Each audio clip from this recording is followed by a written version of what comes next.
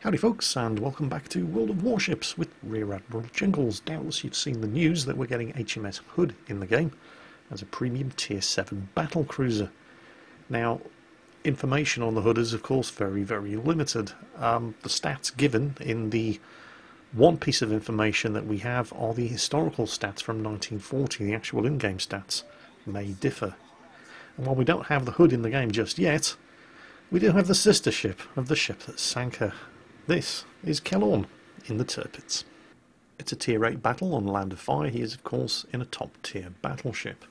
His team have decided they're going to try to cap Bravo and Charlie, but the friendly Fubuki up ahead is already running into problems, attempting to cap Charlie, and has been forced to break off while he dumps his torpedoes into the cap circle. Kelorn's coming under fire from the enemy Colorado over there, but so far the fire is largely ineffective. Enemy team have 3 destroyers, Kelorn's team only have 2, although it's probably more accurate at this point to say that Kelorn's team only have 1.5, and there's almost certainly an enemy destroyer up ahead there in Charlie, so Kelorn is not particularly anxious to get any closer than this. Friendly Fubuki up ahead is definitely a trier. He's turning around to have another go at the cap circle ahead. So far, no sign of the destroyer that is almost certainly lurking down there. Kelorn's team have managed to cap Bravo, but the enemy team are about to take Charlie, and they're starting to cap Alpha as well. There is one spot of good news, however, because with enemy destroyers spotted in the location of Alpha and Bravo, that means there's only one enemy destroyer likely to be ahead in Charlie. And there he is, he's just been spotted, it's a Kagero, and there are his torpedoes. So, hard turn to starboard, avoid the torpedoes, and let's see if we can assist the Fubuki in eliminating this Kagero. Now, you might be forgiven for thinking at this point, well hang on, he's in a Tier 8 German battleship, why aren't his secondary gun batteries lighting this Kagero up? And that's one of the major differences between the Bismarck and the Tirpitz. The Bismarck has an exceptionally good set of secondary gun batteries, and while the Tirpitzes aren't bad, they're never going to have the same range with the right upgrades that you can give to the Bismarck secondaries. So even though this guy was less than 7 kilometers away from him, he's still outside the effective range of his secondary gun batteries, even if Kelorn had spec'd his Tirpitz with a secondary build. If he was in the Bismarck, that Kagero would probably be dead by now after getting pounded to oblivion by his secondary gun batteries, but he's not in the Bismarck, so he has to fire at him with his 15-inch main battery guns. But when the Kagero only has 896 health remaining, 1 over penetration is all it takes, so that's his first kill. Bit of a kill steal, but hey, we're all friends here, who's counting? Kagero's torpedoes up ahead, easily spotted by the Fubuki, no real threat, and the team are starting to cap Charlie. And they really need Charlie because they've lost a cruiser. The enemy team hold Alpha, and they're starting to take Bravo off them. Now, while Kelorn is manoeuvring to get some shots at those enemy cruisers up ahead who are providing flanking fire for the Gnevny, who is attempting to capture Bravo, and are going to pose a significant problem for the Benson up ahead there, who's charging full speed into Bravo in an attempt to sink that Gnevny. Spoiler alert, it's a brave try for the Benson, but he is not going to succeed. There are far too enemy cruisers shooting at him, and it's the Gnevny who's going to get the kill, but it's basically the cruisers over there, the Cleveland, the Edinburgh, and so on, who are doing the lion's share of damage to him. And Kelorn's managed to get some shots out at the Cleveland, and it does look pretty good. No citadels, but a lot of damage. The Tirpitz's 15-inch guns are a bit of a good news, bad news situation. They're not terribly accurate at long range, which encourages you to get close to do effective damage in the Tirpitz, and they're 15-inch, so they're going to struggle to penetrate the armour of battleships, for example, that have armour designed to protect against 16-inch shells. They do have a fast reload, however, which does tend to take cruisers in particular by surprise, and that lower calibre means that they're less likely to over-penetrate when they do hit a cruiser, who just chowed down on 2 citadels and 1 over-penetration and suffered an incapacitation, which was pretty impressive because that island up ahead was actually including the 2 forward gun batteries, so Kelorn was only actually able to fire with the 2 rear gun turrets, so that's 3 hits out of 4 guns firing, which is very impressive for the Tirpitz. The Edinburgh is probably not going to be too happy about that. The Edinburgh does actually get one of the better of the damage repair consumables available to cruisers in World of Warships, but you can only repair 10% of the damage inflicted by a citadel hit, so the Edinburgh is probably less than impressed with the results of that particular salvo. And now it's the turn of the Cleveland. Except not just yet. Wait for it. Not just yet. Now, here we go, the guns are clear. Shots out. and that does look pretty good. And yep, there goes kill number 2. One Cleveland deleted. So, the scores are fairly even, despite the fact that the enemy team currently hold Alpha and Bravo. Control of the cap points has been seesawing backwards and forwards between the two teams, and both teams are down 1 destroyer and 1 cruiser. But right now the enemy team do hold 2 of the capture points to Kelorn's 1, so Kelorn's team are either going to have to take one of those cap points off them, and B is looking like the most likely candidate at the moment, or start sinking more enemy ships. Kelorn's next target is that Edinburgh, and he doesn't really have a shot at him just yet. The Edinburgh is a very, very dangerous tier 8 cruiser, as that Fubuki down there is finding out the hard way. He's managed to hit him inside a smokescreen with his torpedoes. Edinburgh's torpedoes can have a 10-kilometre range, and with the relevant upgrades and captain skills you can get the Edinburgh's surface detection range down to 9 kilometres, which is exactly the same range as the surveillance radar that the Edinburgh comes equipped with. And that makes HMS Edinburgh one of the best destroyer hunters in the game, because if you're spotted in that ship and you can't see the target that's spotting you, then that means there is a destroyer within 9 kilometres. Just fire up your radar, target him and wipe him out. Meanwhile, Kelorn's team have just lost to Colorado over on the far northwestern side of the map, who thought he could take on 8 enemy ships at once and got himself deleted.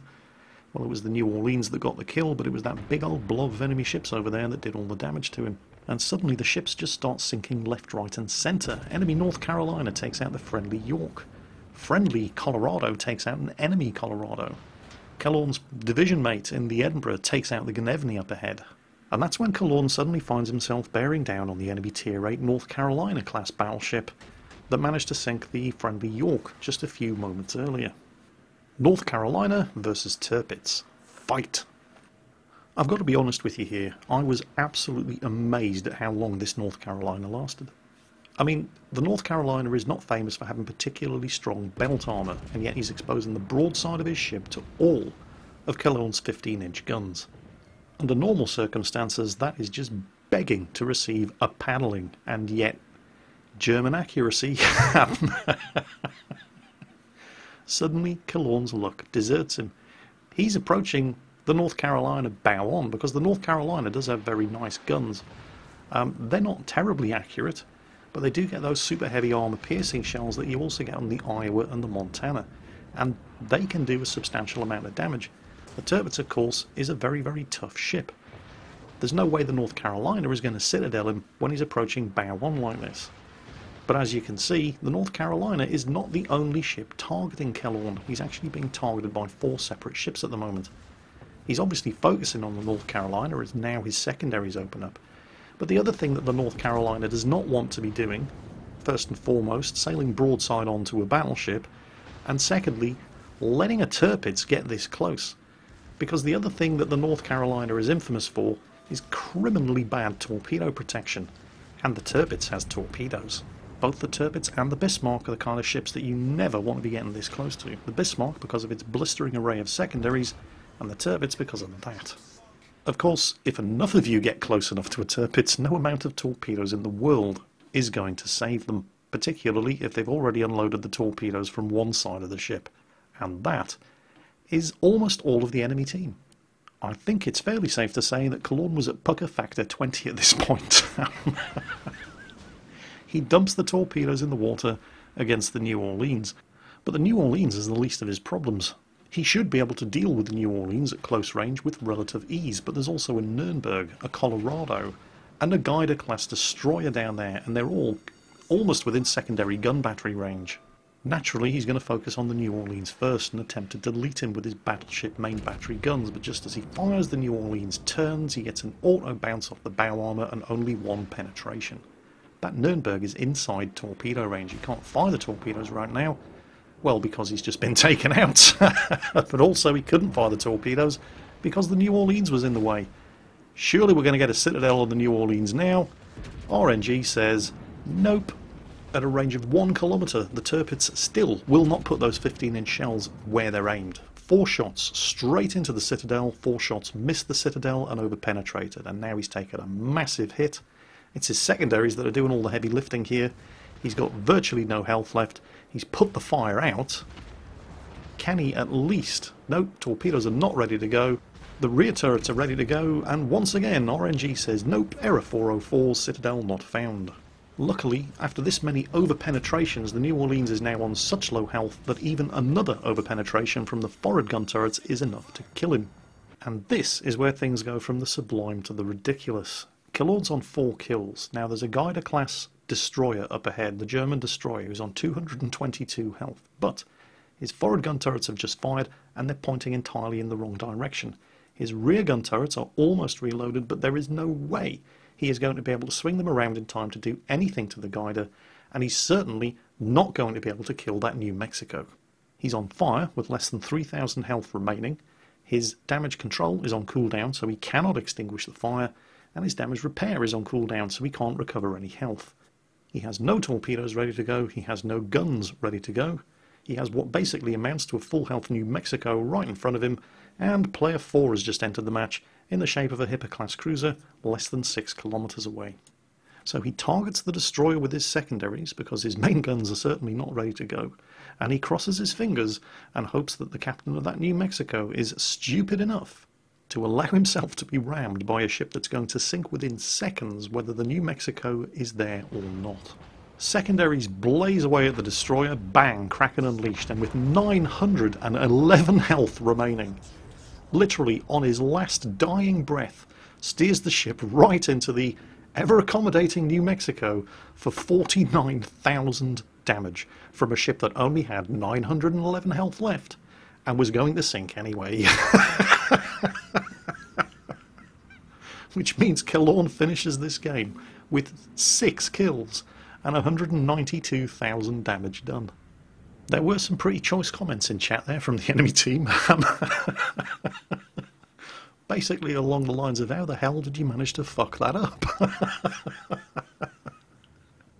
It could easily have gone the other way there. I mean, the North Carolina and the New Orleans both survived far longer than they had any right to expect. The North Carolina eating multiple broadside penetrations, well, over-penetrations, with no Citadel hits, and only succumbing to the torpedo volley that Kelorn was able to get into him as he stupidly allowed a Tirpitz to get that close to him.